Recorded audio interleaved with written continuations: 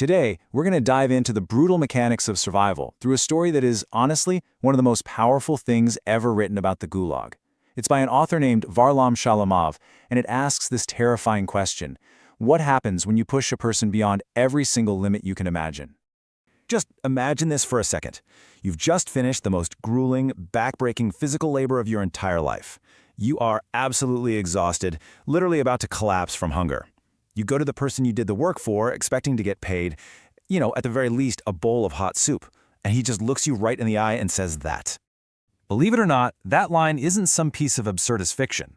No, it's the normal, everyday reality of a system where a human being's life and their brutal labor is worth less than feed for pigs. This is the world of Varlam Shalamov's 1950 story, Vaska Denisov, Pig Thief. So we're going to follow just one evening in the life of a prisoner named Vaska. And you have to understand, he has been pushed to the absolute physiological breaking point of starvation. To get why he does what he does, we first have to get the rules of the world he's stuck in. In this Gulag settlement, the rules were ironclad. Prisoners are marched everywhere in these tight formations, under armed guard. So if you see a prisoner walking around by himself, that is a huge red flag, an anomaly. He'll be stopped on the spot, either by the guards or even by the so-called free residents, the people who weren't prisoners but still live there. And that brings us to Vaska's huge problem. He needs to get across the settlement, alone, after hours.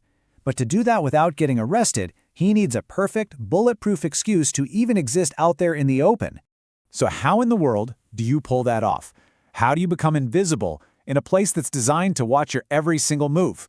Well, his solution is just a stroke of desperate genius. It's all about changing from a person into a function. The logic here is actually pretty simple. A man walking alone is a target, but a man who looks like he's working, he just blends into the miserable landscape. So Vaska finds the perfect prop to make himself invisible, a giant, heavy log. To anyone watching, he's not a suspicious prisoner. He's just a worker hauling wood. He's become a function. And we're not talking about some little stick he's carrying for show. No way.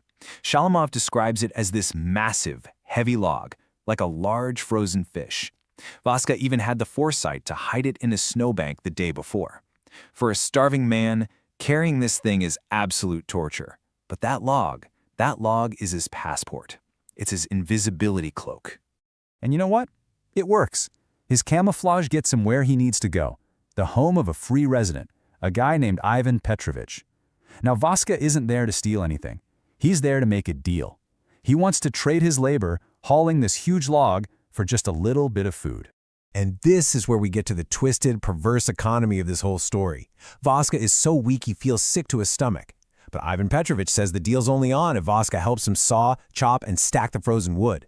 So Vaska uses every last drop of his energy, betting it all on the simple promise of a hot meal. He does it. He finishes the job. The contract is fulfilled. And then, the betrayal. Petrovich just casually says there's no bread.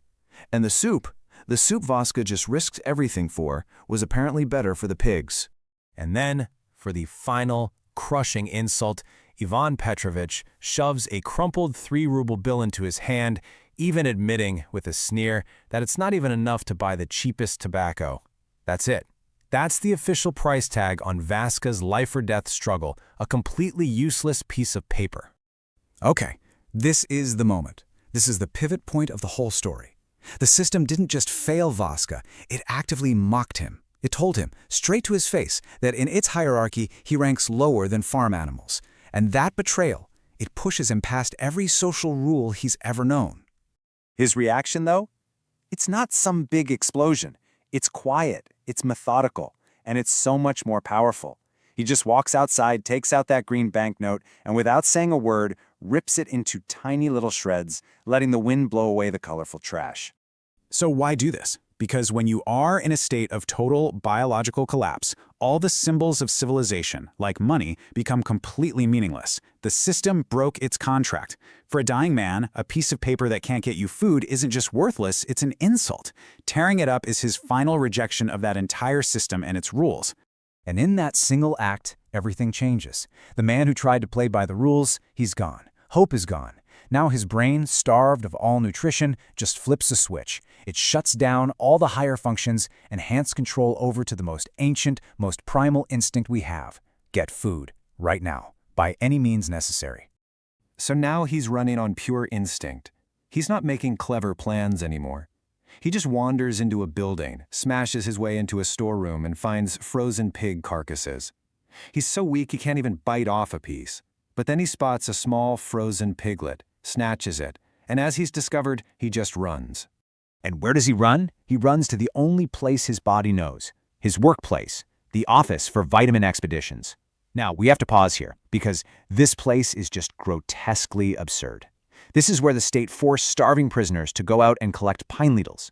Not for food, mind you, but for vitamin C, just to stop them from getting scurvy so they could keep working while they starve to death. He bursts into this building with his pursuers right on his heels, and he runs through the halls until he ends up in the Red Corner. You know, the room for political education, for communist indoctrination. And it's a dead end. He's completely trapped. So what does he do? He starts grabbing the props of the state's ideology, the heavy wooden benches, the speaker's podium, and he builds this crude barricade. He literally builds a wall out of the very culture that is slowly killing him, all to protect his right to survive. But you have to ask the question, right? He knows he's trapped. He can't escape. There are armed men on the other side of that door. So, what's the point of this last desperate act? What is he trying to do? Because that barricade, it isn't for freedom. It's not about escape. It's for one thing and one thing only: time. He's trying to buy himself just a few precious minutes. In that moment, his entire world, his whole idea of what a victory is, has shrunk down to one thing. He just needs enough time to eat. And the end of the story is just brutally simple. The guards are called, they smash down the door, they tear apart his barricade of ideological furniture, and they find Vaska on the floor. And by the time they get to him, he's already won. He managed to eat half of the raw, frozen piglet. Shalamov ends the story right there. He doesn't tell us what happens next to Vaska because, really, it doesn't matter. He won. He got his calories. The system could do whatever it wanted to his body after that, but it could never take that moment away from him. And that leaves us with this really deep and pretty chilling question about what it even means to win when survival is the only prize left.